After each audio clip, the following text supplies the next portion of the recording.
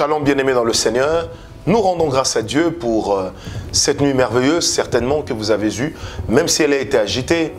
L'Éternel a renouvelé son souffle en vous et retenez bien que ce n'est pas parce que nous l'avons mérité, mais c'est parce que Dieu nous l'a accordé. Alors, nous sommes en train de parler sur les actions de grâce et ce matin, nous voyons toujours pourquoi rendre des actions de grâce à Dieu. Hier, nous avions dit que nous rendons des actions de grâce à Dieu parce que Dieu nous le demande dans les Saintes Écritures. Mais ce matin, je voudrais dire ceci.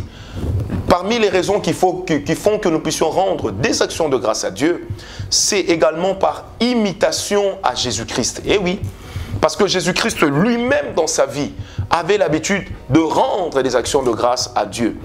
Éphésiens 5, verset 1.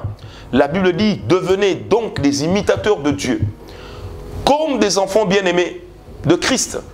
Devenez donc des imitateurs de Dieu, comme des enfants bien-aimés de Christ. Bien-aimés, il nous est demandé d'être imitateurs de Christ. D'être des imitateurs de Christ, comme des enfants bien-aimés de Dieu. Cela est important.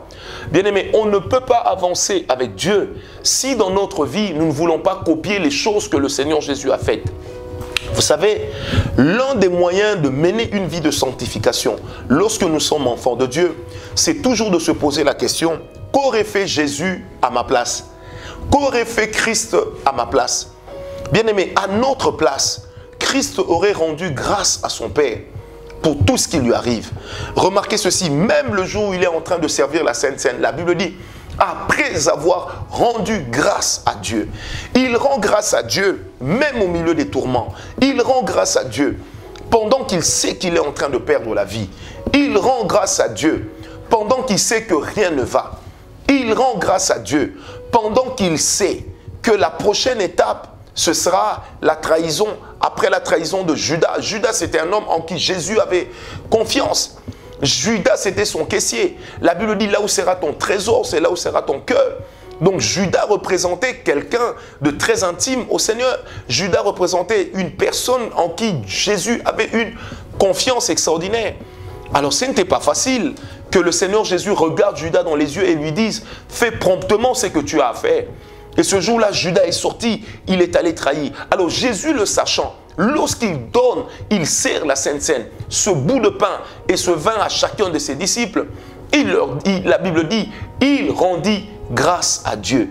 Bien-aimés, même dans la douleur, rendons grâce à Dieu. Peu importe la circonstance, Jésus a rendu grâce à Dieu.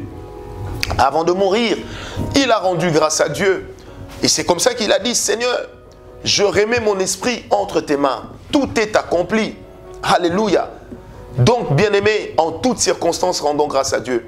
Peut-être que nous sommes en train de pleurer. Peut-être que ça ne va pas. Peut-être que les circonstances sont réunies pour que rien ne puisse évoluer. Mais en toutes circonstances, mes bien-aimés, apprenons à rendre grâce à Dieu. Alléluia.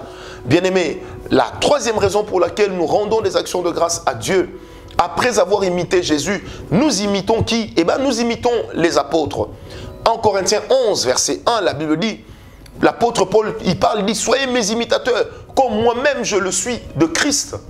Donc l'apôtre Paul établit une échelle d'imitation. D'abord, nous imitons Jésus. Ensuite, nous imitons les apôtres. Eux qui sont les apôtres imitent Christ. Et nous autres qui sommes des simples disciples, nous venons imiter les apôtres. C'est pourquoi, bien aimé, un apôtre, un serviteur de Dieu, doit être exempt du péché. Il doit mener une vie de sanctification afin de donner aux autres l'occasion, l'opportunité de rendre grâce à Dieu. Pourquoi nous rendons grâce à Dieu? Parce que les disciples l'ont fait et les disciples nous demandent d'être leurs imitateurs. Les apôtres nous demandent d'être leurs imitateurs. Bien-aimés, la vie avec Christ, ce n'est pas le moment durant lequel nous nous agenouillons, non. Mais c'est le témoignage de la vie de Dieu que nous portons chaque jour, que nous portons à chaque instant de notre vie. Dieu n'est pas fatigué de nous, mais il aime nos actions de grâce. Il aime quand nous lui disons merci. Il aime quand nous lui disons merci. Quand nous lui disons merci anticipativement et quand nous lui disons merci après que cela nous ait été accordé. Alors, soyons tous des imitateurs des apôtres. Apprenons à dire merci au Seigneur. L'apôtre Paul, un jour, pendant qu'il sent l'odeur de la mort, il dit, même maintenant que je suis dans les chaînes, je rends des actions de grâce à Dieu. Que je meure ou que je vive, la mort m'est un gain. Si je meurs, je vais vers Dieu, mais si je vis, c'est pour vous que je le suis.